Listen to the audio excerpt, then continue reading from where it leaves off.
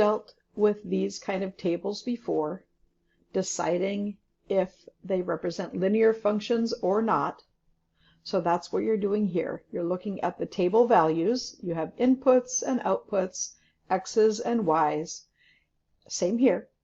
And then you're deciding, is the function linear? If the function represented in the table is linear, then write the function. If the table does not represent a linear function, then you do not have to write a function. So you're only writing it if the relationship is linear. Now, one thing I wanted to make sure to address is please don't panic when you see fractions. So you've grown skilled at seeing what the difference is as you move from -2 to 0, and as you move from 0 to 2, and as you've moved from 2 to 4. Same if you're moving from -5 to 0, 0 to 5, 5 to 10. Same here, from -27 to -2, -2 to 20, 20 to 48. Don't let this part worry you, where you have fractions. So what you can do is just think about it, maybe looking at this number line. So let's see if this helps. If you get a little bit troubled by the fractions, go ahead and look at this number line, because it's broken down by thirds. So in this first situation, we're going from 5 2/3 to 5.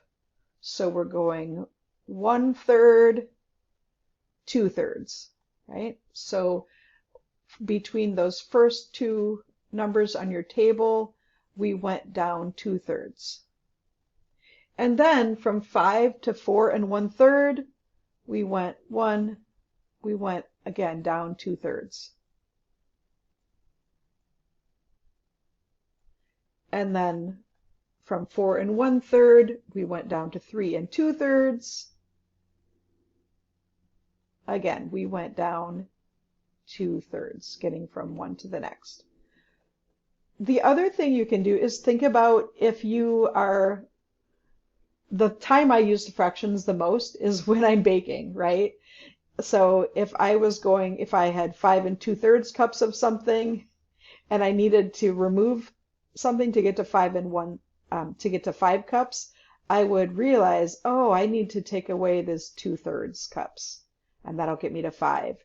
If I'm going from 5 to 4 1/3, I'm like, okay, 2/3 will get me from here back up to 5.